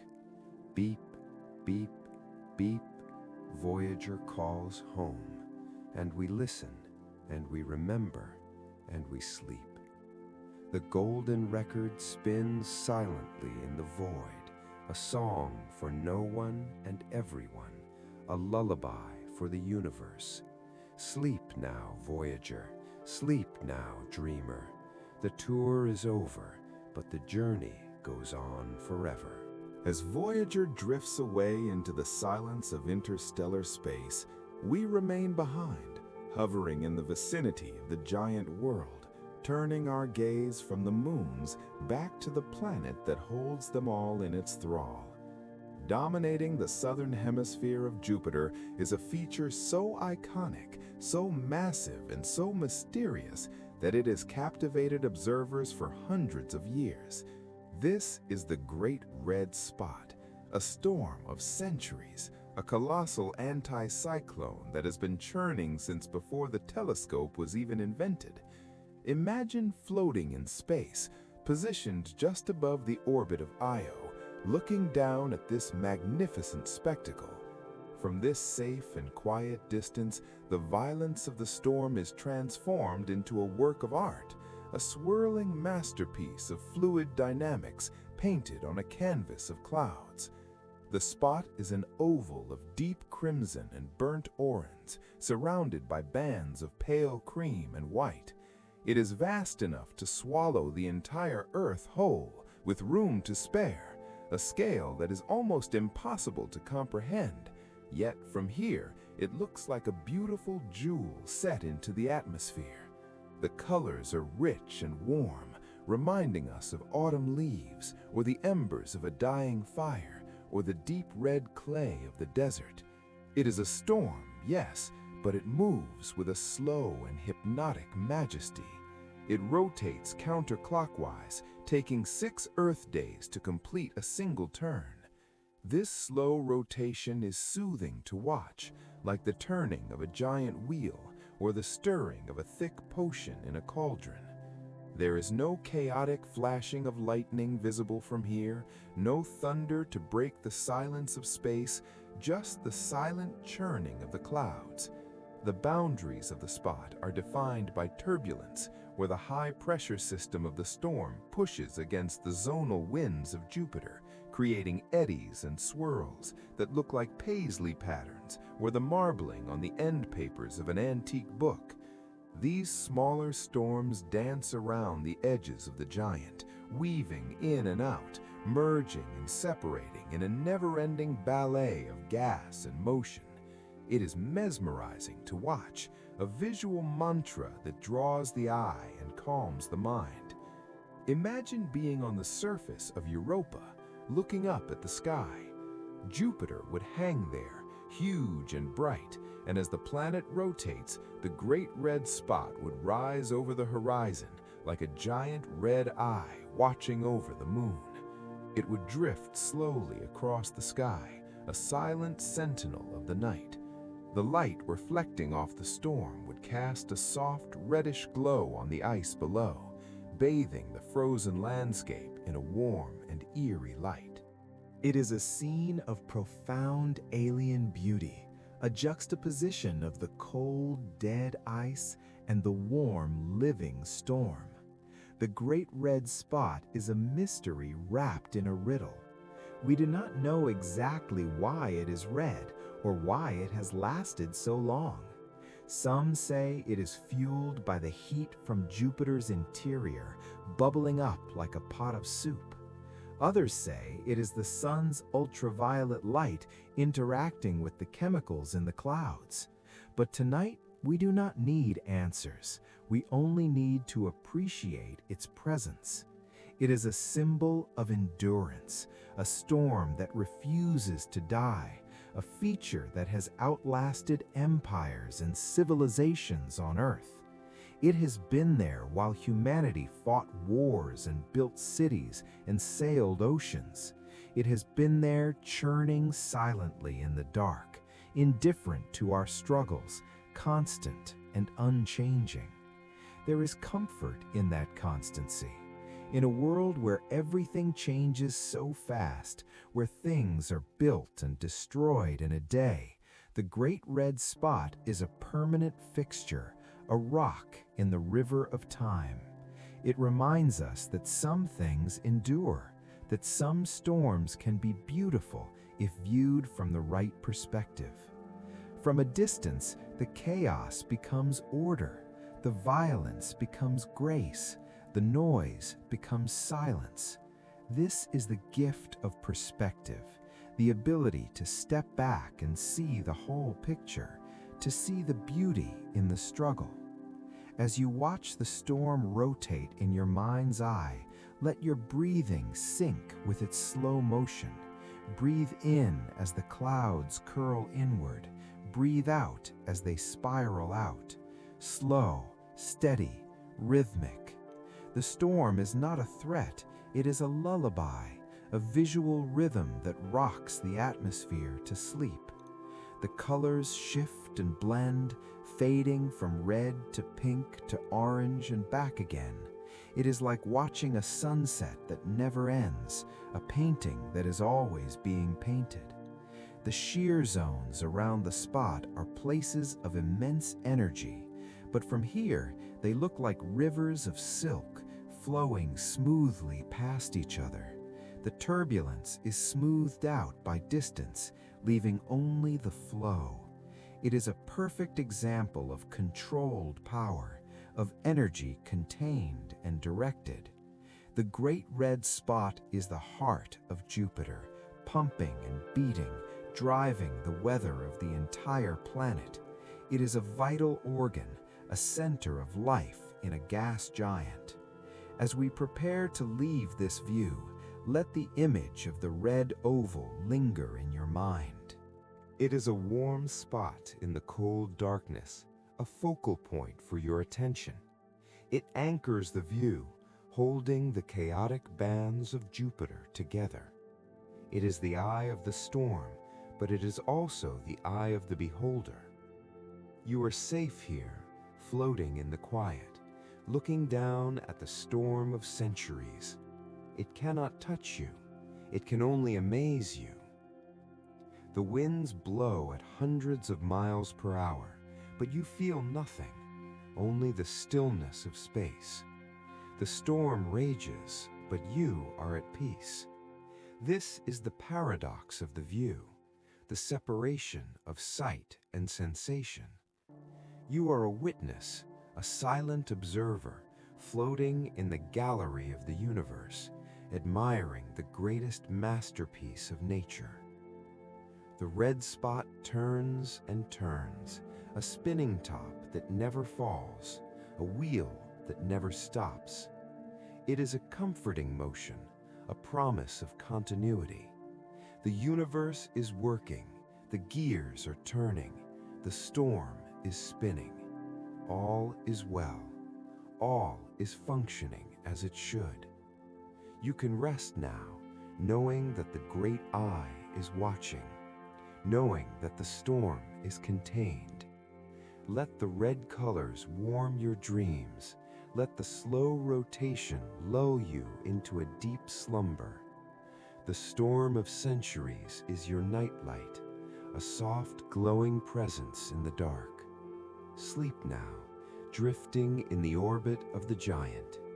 Sleep now, watching the silent swirl of the clouds.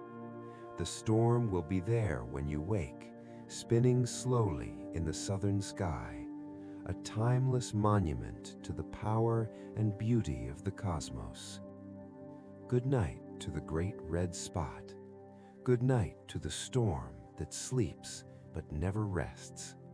Good night to the giant world.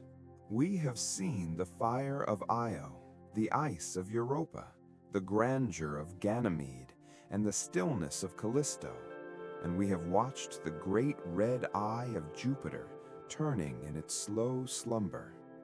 But now, as we pull back further still to view the entire system as a whole, we begin to see something else, something that transcends the beauty of the individual worlds. We see the pattern, we see the rhythm, we see the celestial clockwork. The Jovian system is not a random collection of rocks tumbling through space. It is a machine of exquisite precision, a cosmic timepiece that has been ticking silently since the dawn of the solar system. Imagine looking down from high above the pole of Jupiter, viewing the moons as they trace their elliptical paths around the giant planet. It is like looking into the workings of a fine watch, with gears of gold and silver turning on jeweled bearings. The movement is perfectly synchronized, perfectly balanced, perfectly harmonious. It is a dance of mathematics and gravity, played out on a scale that baffles the mind, yet feels instinctively soothing to the soul. Consider the resonance, the way the moons relate to one another. For every 4 orbits that Io makes around Jupiter, Europa makes exactly 2, and Ganymede makes exactly 1. It is a 4-2-1 rhythm, a musical chord struck in the silence of space. Io races around a track, energetic and fast, counting the beats. 1, 2, 3, 4. Europa follows with a steadier pace, counting half-time. 1, 2. And Ganymede, the giant, moves with a slow and stately grace, completing the measure. 1.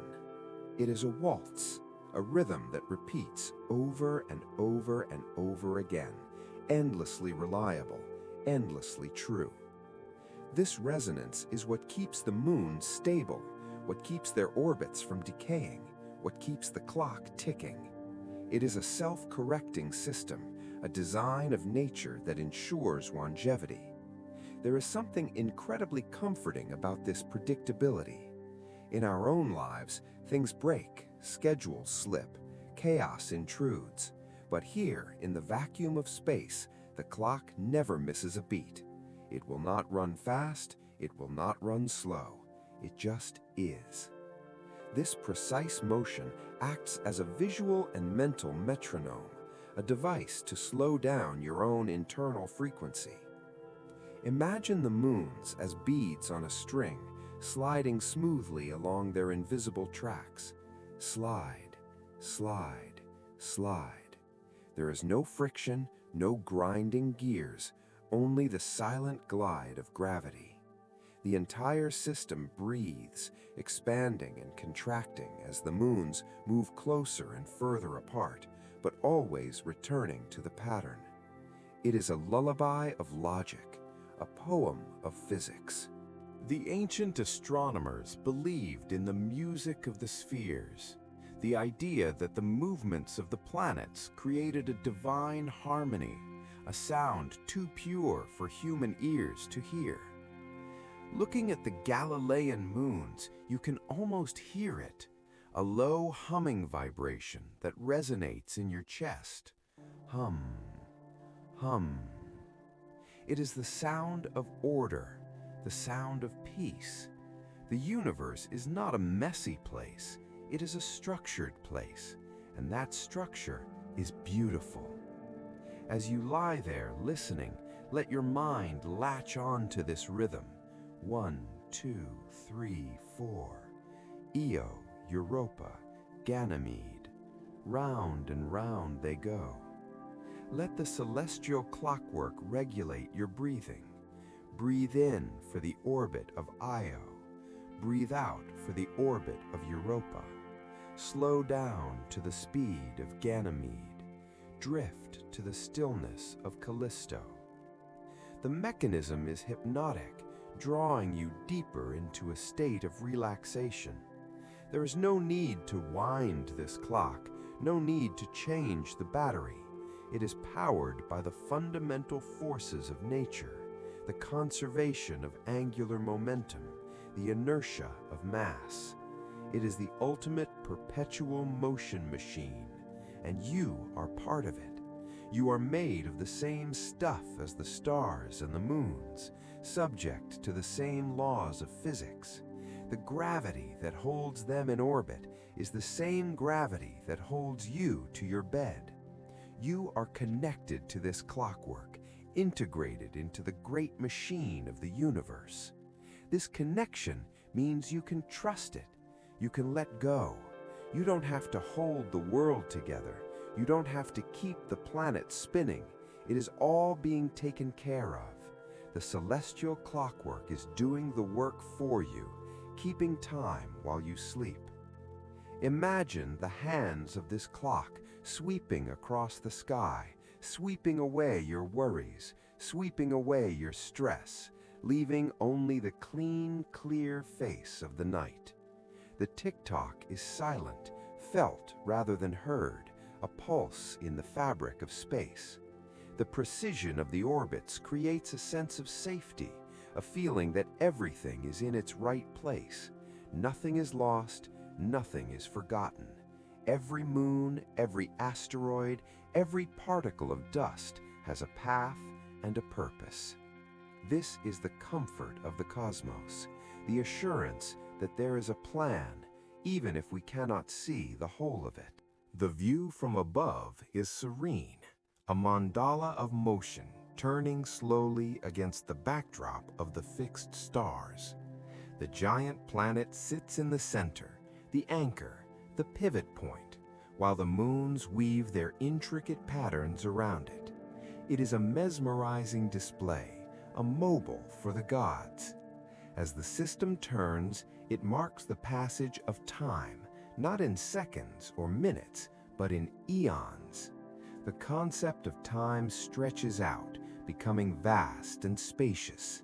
There is no rush here. The clock ticks slowly, deliberately. There is plenty of time to rest, plenty of time to dream, plenty of time to be. The urgency of the day melts away in the face of this deep time. What is a deadline compared to the orbit of Callisto? What is a meeting compared to the resonance of Ganymede?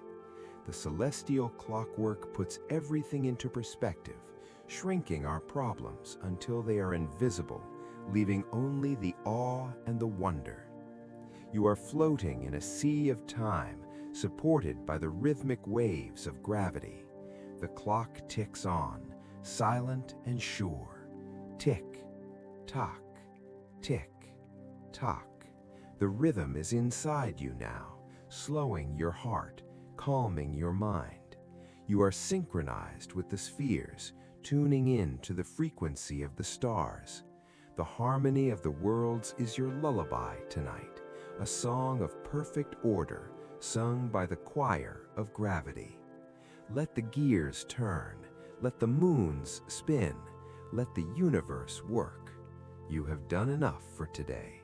It is time to hand over the watch to the stars. It is time to let the celestial clockwork count you down to sleep. 4, 3, 2, 1. Deep sleep. The system turns, the pattern holds, the night is long and full of peace. The clock ticks on, guarding your rest, measuring the quiet moments of the night with infinite care.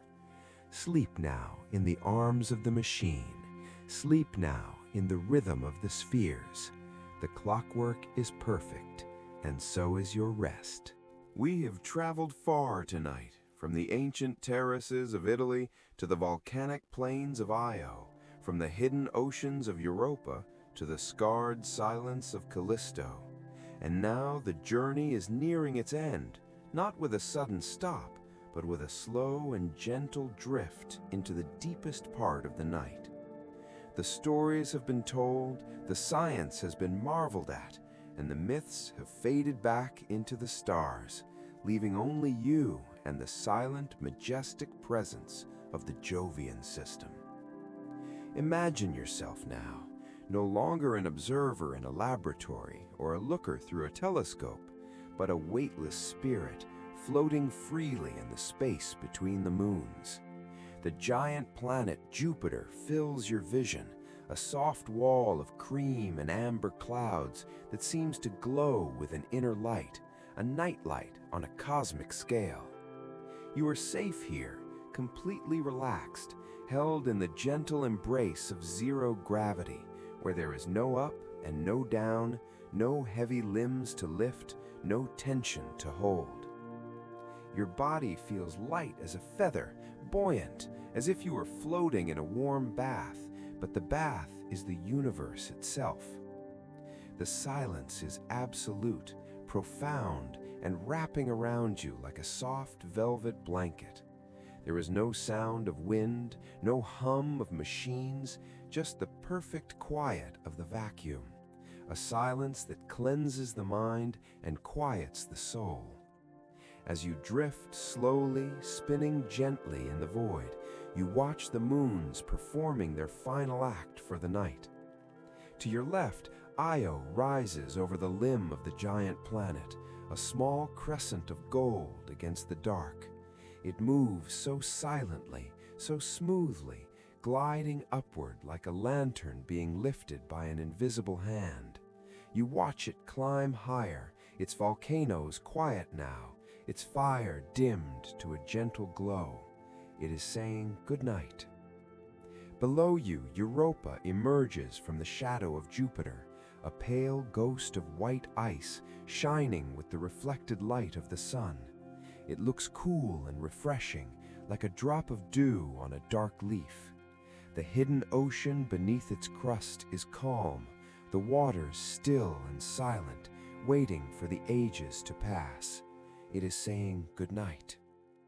Further out, Ganymede, the king, stands watch, a dark silhouette against the star field, massive and reassuring. Its shadow stretches out long and deep, a blanket of darkness that invites you to rest. It is saying good night. And far in the distance, almost lost in the sea of stars, Callisto turns its ancient face away, retreating into the deep dark, carrying the history of the solar system with it. It is saying good night. The celestial clockwork slows down, the gears turning with a languid, sleepy rhythm. Tick, tock, tick, tock. The whole system is winding down, not stopping, but settling into a lower energy state, a state of rest. The great red spot is just a smudge of warmth now, a sleepy eye that is slowly closing. The bands of Jupiter soften, blurring together into a gentle gradient of color that is easy on the tired eyes. You feel yourself drifting further away, moving backward slowly, comfortably, as the planet recedes into the distance. It becomes smaller and smaller, a beautiful marble rolling away into the night. The stars around you seem to burn with a softer light now, not piercing or bright, but gentle and twinkling like candles at the end of a long evening. The darkness of space is not empty. It is full of peace, full of potential, full of sleep. It supports you, cradles you, holds you up. You can feel your breathing slowing down, matching the slow rotation of the giant world. In, out, in, out. Deep and slow, deep and slow. Your eyelids feel heavy, heavier than the moons, heavier than the planets. They want to close, they want to shut out the light and embrace the dark. And that is okay. You can close them now. You can let the image of Jupiter fade. Let the moons dissolve into starlight. Let the universe go. You are drifting into the Jovian night, a night that lasts for years, a night that is deep and dreamless. There is nothing left to see, nothing left to learn, nothing left to do. The journey is complete. You have traveled the distance, and now you have arrived at the destination, which is simply sleep. Deep, restorative sleep. The gravity of the earth is far away. The worries of tomorrow are light years behind you. Here, in the shadow of the giant, there is only now. There is only peace. You feel a warmth spreading through your body, a relaxation that starts in your toes and moves up through your legs, your torso, your arms, your neck, relaxing every muscle, releasing every knot. You are turning into stardust, dissolving into the ether, becoming one with the quiet. The universe is a cradle, and it is rocking you gently, rocking you with the orbit of Io, rocking you with the orbit of Europa, rocking you with the orbit of Ganymede, rocking you with the orbit of Callisto. Slowly, gently, softly, the names of the moons become a whisper in your mind, a soft incantation. Io, Europa, Ganymede, Callisto. Jupiter, sleep. The darkness is warm and inviting. It pulls you down, down, down into the depths of slumber. You are safe. You are loved by the universe. You are at peace. The wandering stars have stopped wandering. The telescope is put away. The book is closed. The candle is blown out. The night has won, and it is a gentle victory.